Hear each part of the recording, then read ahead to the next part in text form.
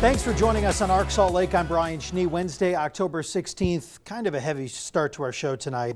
Hosting a 2 new town hall with various perspectives on the topic of child abuse and a new child torture bill that was introduced on Utah's Capitol Hill this morning. Tonight, you'll hear from Tony Lasky, Medical Director for Children's Justice Centers in Utah, Senator Kathleen Reby, Representative Matt McPherson, both a part of the committee who heard the bill language today, and a conversation with Gavin Franke, Ruby Franke's husband, who was recently on Utah's Capitol Hill last week talking about Utah's child welfare system. Now, in this morning's law enforcement and criminal interim justice criminal interim meeting, the committee discussed child abuse and torture. This after multiple cases garnered significant attention, including the death of Gavin Peterson in West Haven, and of course the children of Ruby Franke in Ivins. The bill passed out of committee 14-1. Now, Dr. Tony Lasky, Medical Director with the Children's Justice Centers in Utah, spoke on Capitol Hill about what she sees when patients come to her with injuries consistent with child abuse. When I evaluate these cases, the overlaps with written descriptions of torture from war-torn areas of our world throughout time is striking. The difference between a war crime and the victims I see are these victims are children. These victims come to believe their abusers, that they are unlovable and that they deserve this and that they brought it onto themselves. In cases that involve death, the pain is over for the victim. The pain they endured prior to that is unmeasurable. And sadly, for the victims that live, the pain will continue because they have been so psychologically damaged by their treatment, by those that they were dependent on for the basics of survival, food, water, clothing, safety, love, that it will take a lifetime of intensive work to undo. I've taken care of these children who were rescued from their abusers, sometimes after multiple near misses, where the alarm was raised but the system failed to see what was happening and the child was returned without intervention, often making the abuse even worse and the psychological abuse telling them that no one will ever believe them or save them even more real. There is no celebration that they are safe now. They are just on a different journey, a journey that will require intensive mental health therapy. It will require helping them try to catch up socially and academically from the deprivation that they've endured. It will require teaching them how to eat normally again. It requires helping them to learn to trust adults, something that has never been a given in their situation. They are challenging to place in foster care. They have trouble with all things that affect children who have survived trauma: drugs, alcohol, risk-taking, anger issues, depression, anxiety, PTSD. While I want to focus on what this means to the children who endure the equivalent of being a POW in their own homes, it is also important to recognize the impact on our communities. In the cases I have worked, the number of professionals who have experienced collateral damage, something we call vicarious trauma, cannot be overstated. The police who work these cases and rescue the child, seeing firsthand a child handcuffed to a bed, looking starved nearly to death, and then listening to a forensic interview to the child explain why they are to blame. The CPS workers who have to get to the other children in the home to evaluate them and hear them say, "He's a bad kid, that's why we have to do these things to him." The doctors in the hospital who stabilize the child who is teetering on the edge of death due to severe malnutrition and discovering all the scars and injuries on their battered bodies. The lawyers on both sides of the case that have to review all of the material, all of the photos, all of the videos, the testimony of the children. The juries that till that day had never seen a case of regular child abuse and now have images and stories in their head that they can never unhear. The foster families who take these children in and try to give them a normal life, a life they have an incredibly hard time adjusting to. This is not a unique Utah issue. This is happening nationally. Senator Kathleen Reby, who's a member of this committee who heard the bill today, joined me this afternoon for an important conversation on the best practices to keep kids safe with the new torture bill as a deterrent. What are your impressions of the bill and what stands out to you? I always appreciate any work that's done with child abuse. We have a high rate of child abuse in the state of Utah, and it's higher than most people would think. It's one of the highest in the nation. So any work that would be done to eliminate, deter, alleviate any work at all, I support wholeheartedly. Sounds like some of your thoughts were on the prevention side of this, having, of course, your expertise as a teacher and seeing children on a daily basis. What else do you feel like could be included in this bill or could also be brought forth come session time? Thank you for that question. I think that we really need to start working on prevention of child abuse. And I know there was a bill passed last year that talks about preventing child abuse. Part of prevention, though, is actually seeing kids, having kids around other adults that actually can have eyes on them. So we've talked about this in previous sessions, and I bring it up as often as I can, is when kids are not seen by other adults in their lives, there is a lack of support. And so when we have homeschooling or when we have kids that are leaving to go to other schools constantly, that should be a red flag that they're leaving for nefarious reasons. So I think we can look at some of the data and actually watch what happens. I mean, we have a lot of great homeschooled parents. I am not saying that at all, but when a person leaves a school because we have asked them about their behaviors, that should be a red flag and we should continue to watch them. One of your colleagues brought up kind of I guess what they defined as maybe some vagueness in some language. And I don't think that's uncommon when you're reading some of these things and trying to decipher what the real root of some of these bills are. At least I feel that way as a member of the public. But do you agree with some of those things that maybe there are things that need to be tightened up for this bill to be as successful as possible for the common goal? Yeah, I mean, every bill we start, I mean, I give Senator Ipsen a ton of credit. He brought this forward, trying to bring some betterment to this situation. And I think that it can be tightened up. Some of the concerns they had were that it was nebulous, where you could be misunderstood about what was happening in your home life. And so I suggested that, professional consent, professional consultations. So these things are already happening in our, these laws are already in place. We were just trying to make them more vibrant.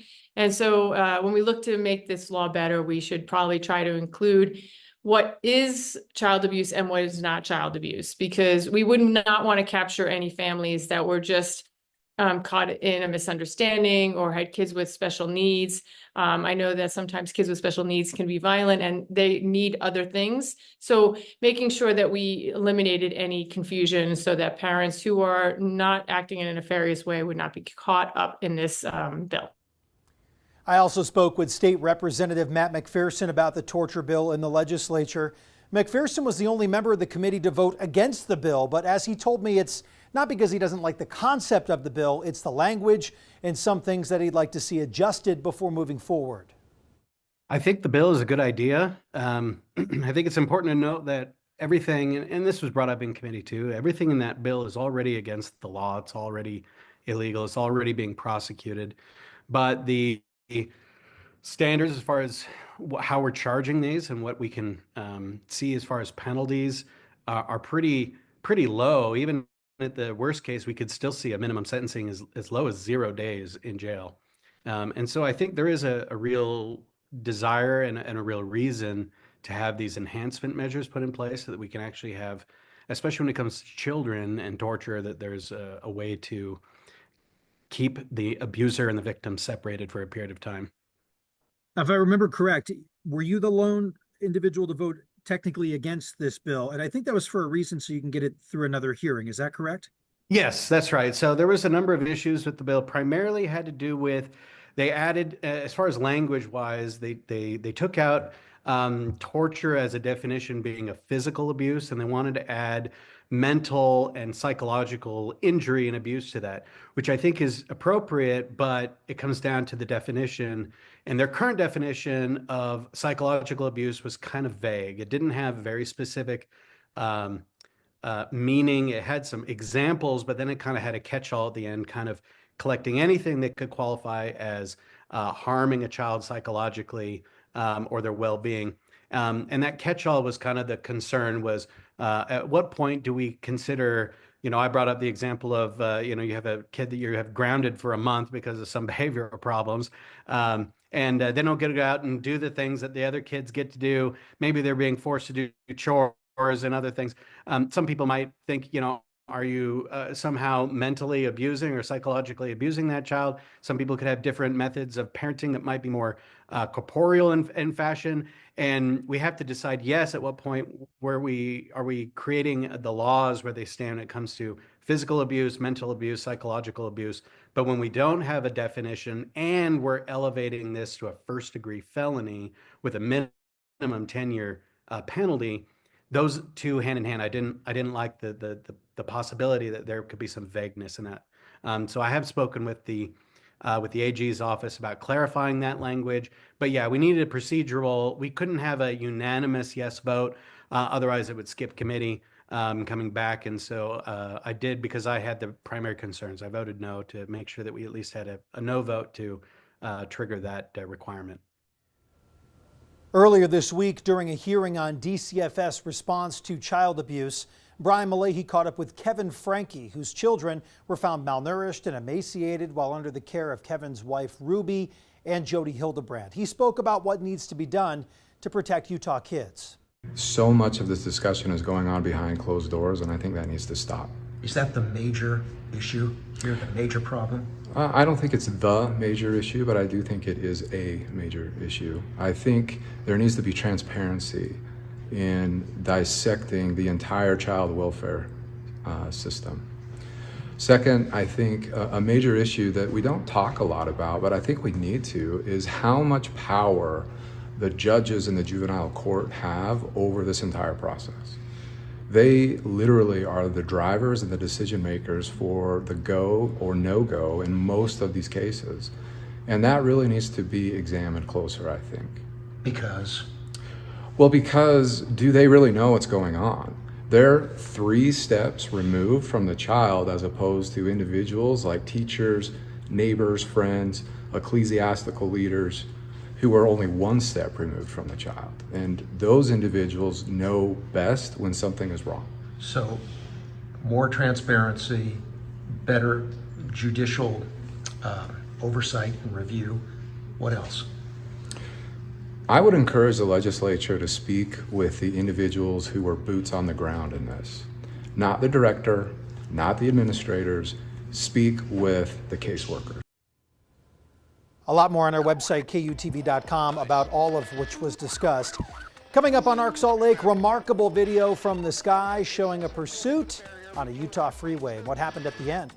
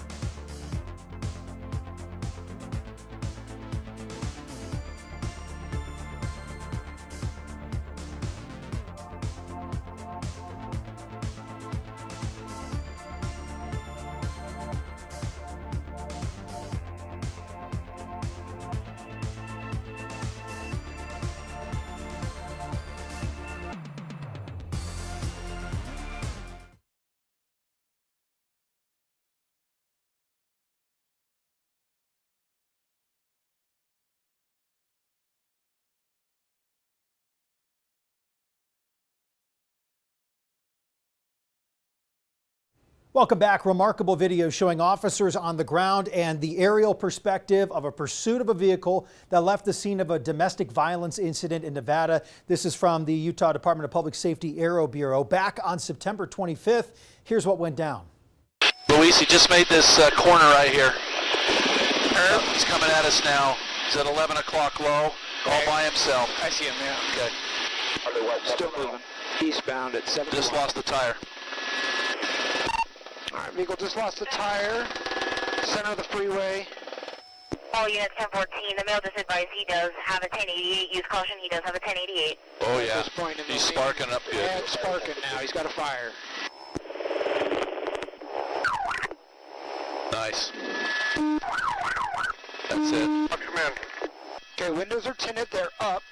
He has put up a sunshade in the windshield. Females out. All right, driver door still open. One inside. Females out. On the ground, lane 1. No weapon in either hand at this time. Can't see under him. Male in custody. If you want to advise fire, there is a turnaround just past where this incident's at. All right, read more about that on our website. We've got the full video on our YouTube channel. Let's get to your forecast because change of the tide is here, Trent Parker. We've got a significant front bringing, what, 2 batches? Yeah, it's going to be a kind of a double-barreled system here. The first one arrives later tonight. In fact, it's already on our doorstep. Here it is, approaching the northwestern part of the state. This is our first of that double-barrel system, so to speak. We've had a couple showers out ahead of it, some southwesterly winds today that prompted dangers for the red flag warning and some of those fire weather conditions. But those winds will start to relax overnight as they shift more out of the north and west, so temperatures will start to cool off a little bit better than last night. We got down to 60 degrees here in Salt Lake City. We'll get down to 53 tonight and into tomorrow morning. 46 down there in Cedar City, 50s and 60 degrees down there towards Page, Arizona. And tomorrow, actually a very comfortable day. Temperatures only getting up to 60 degrees as opposed to the 80s that we've been dealing with. In fact, you could probably say goodbye to those 80-degree temperatures for the rest of this year. See you later next spring, right? 68 in Richfield tomorrow, 80 degrees down there in St. George with a good chance of some showers and thunderstorms across the northern half of the state. So here's what it looks like here on the latest high-resolution future track. This is that first cold front that rolls in late tonight, brings us a couple light showers overnight to the very early hours tomorrow morning. But this is where things could get interesting. Right around the morning commute, models are sort of agreeing that we'll have this chance to see some pretty heavy showers, some thunderstorms, and maybe even a couple strikes of lightning here in this corridor from I-15 north of Salt Lake City primarily. But you can't rule out 1 or 2 thunderstorms here in the Salt Lake Valley as well. As we head through the later part of the afternoon, those storms kind of shift off to the east just a little bit out ahead of our more significant cold front. This one's really going to be bringing the colder air, packing quite a punch here late Thursday night. So here's 7 or 8 o'clock. The evening commute might be all right, but as you head home kind of later in the night, you're going to want to keep track of this thing. Some heavier showers, some lightning, some thunder, all involved here with this frontal passage. And as it pulls through, that colder air settles in. Those snow levels drop in a drastic way. Look at all this snow filling in across the state. Anywhere above 4,500 feet, you have the chance to see a little bit of accumulating snowfall out of this storm system, and especially for you folks up there in southwest Wyoming, where this will likely be kind of a multi-day event, not only with the wind, but with the rain turning to snow and lasting through Saturday. So we do have winter storm warnings that have been upgraded to just that across many of our mountains, south of I-80 primarily. We also have those winter storm watches, winter weather advisories out for the eastern Uintas, as well as the Wasatch Plateau, and even into some of those western book cliffs where we could be seeing a pretty significant amount of snowfall. So here's what it looks like, the latest snow levels. This just came in earlier this afternoon. We could potentially see them all the way down to 4,500 feet, which is just above the Salt Lake City International Airport and definitely down towards those benches, Park City. You're going to be seeing that snow. In fact, we could actually be measuring a little bit of snow up on some of those benches. And here's what it looks like at the airport by Friday morning. A couple models saying we could maybe get an inch or 2, but there is that chance that we kind of get skunked and just get a full rainstorm, which isn't bad. We could definitely use the rain. Places mostly seeing 1 to 2 inches across the state. Really the hot spot down there towards the San Juan Mountains in southwest Colorado. They're in for it. They're going to see multiple feet of snow up there at their higher elevations. So we have issued a first alert weather day for the statewide storm that starts tonight really Thursday night through Friday morning. That's kind of the main time frame of concern here. Winter driving conditions up there in the mountains, definitely some soaking rains, some windy conditions down here in the valley with a couple snowflakes mixing in at times as well. In St. George, 80 tomorrow, goes to 59 for your Friday. Big drop in temperatures, first alert weather day for you and you folks down there in southwestern Utah, just because of this big pattern change. We're definitely not used to these colder temperatures, sticking in the 60s through Sunday, and then kind of a gradual warm up, though we're not too certain as to how warm we get there early next week in St. George. 60 degrees for tomorrow in Salt Lake City, goes to 50 on Friday. Chance of a couple rain and snowflakes. It won't be too bad. The brunt of the storm will be late Thursday into Friday morning. Partly cloudy skies through the weekend, temperatures in the upper 50s to 60, and then we'll get close to 70 degrees, but we're still watching, like I said, early next week. There's still kind of some flip-flopping here as to just how warm we get and how well we dry things out, Brian.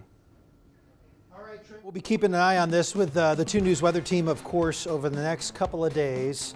Still ahead here tonight, the grass playing surface has been installed at the new home of the Salt Lake Bees. We'll show you the progress on having Daybreak Field ready for baseball in 2025.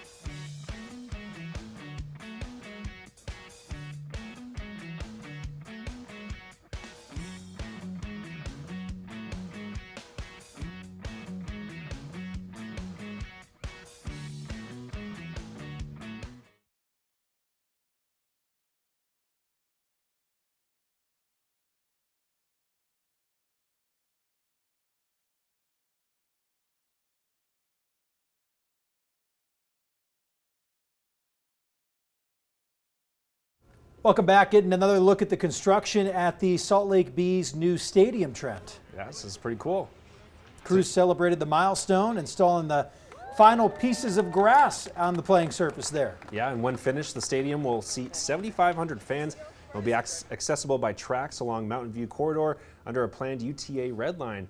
Now, the new Bees Stadium in Daybreak is scheduled to open next spring. All right, before we get to that, Utah Hockey Club looking to bounce back tonight against the Anaheim Ducks, and you're excited for this weekend. Oh, yeah, big Bruins in town. Bruins in town. Let it snow, Trent. Let it snow. baby. We'll see you tomorrow at 7.